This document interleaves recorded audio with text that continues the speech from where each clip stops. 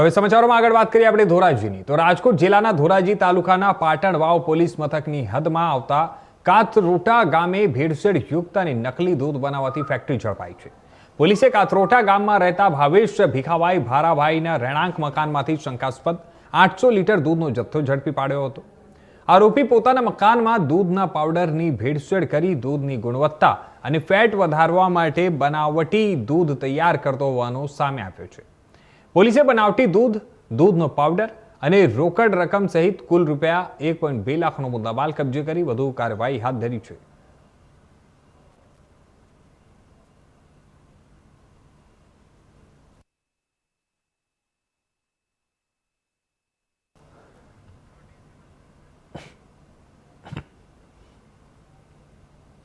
તો ધોરાજીમાં નકલી દૂધની ફેક્ટરી ઝડપાઈ છે। 800 લીટર શંકાસ્પદ દૂધનો જથ્થો કબજે કરવામાં આવ્યો છે। ધોરાજીમાં પણ આ નકલી દૂધનો જથ્થો ઝડપાયો છે। નકલી દૂધની ફેક્ટરી પણ ત્યાં ઝડપાઈ છે। આ મહત્વની માહિતી છે અને પોલીસ તરફથી સમગ્ર ફૂડ વિભાગ તરફથી જે હિસાબે કાર્યવાહી કરવામાં આવી રહી છે અને આ સમગ્ર કાર્યવાહીને જોતા એક સફળ કામગીરી પણ અહીંયા કહી શકાય તે પ્રકારની માહિતીઓ સામે આવી છે।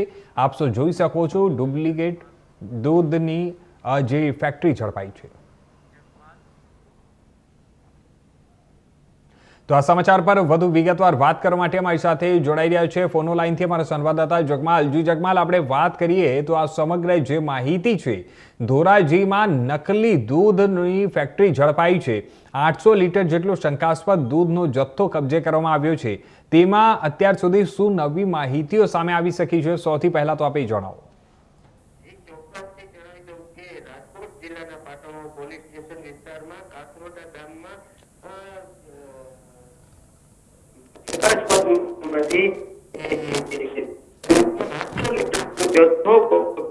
પાટણ પોલીસ કાથરોટા ગામે ભાવેશભાઈ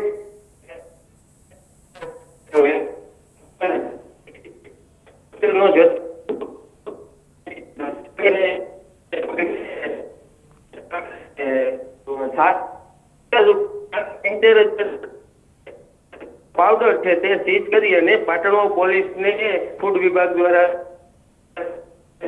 ગુનો ચાલવામાં આવ્યો। વધારે માહિતી વધારે વિગત તપાસ કરી અને પોલીસ તપાસ પાટણ પોલીસે જી ચોક્કસ જી જગમાલ, આપણે વાત કરીએ તો એક તરફ સરકાર તરફથી અને તંત્ર તરફથી અત્યારે આ તમામ એક્શન લેવાની કામગીરી ચાલી રહી છે। સંપૂર્ણ ગુજરાતભરમાં આપણે વાત કરીએ તો જે હિસાબે ડુપ્લિકેટ ઘીનો જથ્થો, ડુપ્લિકેટ પનીર, એનાલોગ પનીર, આ સમગ્ર વસ્તુ ઉપર અત્યારે તપાસ ચાલી રહી છે અને આ દરોડો પાડવામાં આવી રહ્યો છે સતત। તેવા સમય પર આ પ્રકારે ડુપ્લિકેટ જે નકલી દૂધની ફેક્ટરી જે ઝડપાઈ આવી છે તેને લઈને ત્યાં ધોરાજીમાં કેવા પ્રકારનો માહોલ છે? ધોરાજીના જે લોકો છે, સ્થાનિકો છે, તે લોકોનું શું કહેવું છે? કારણ કે આ સ્વાસ્થ્ય સાથે ચેડા થઈ રહ્યો હતો અને આને લઈને કોઈ પણ ગંભીર બનાવ બને તો એના પાછળ જવાબદાર કોણ?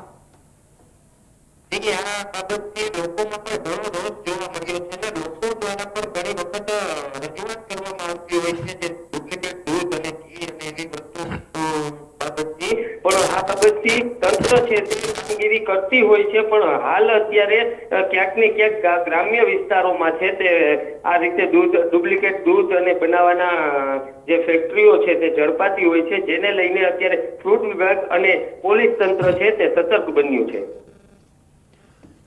જી ધન્યવાદ જગમાલ, મારી સાથે જોડાવા માટે, આ તમામ માહિતી આપવા માટે।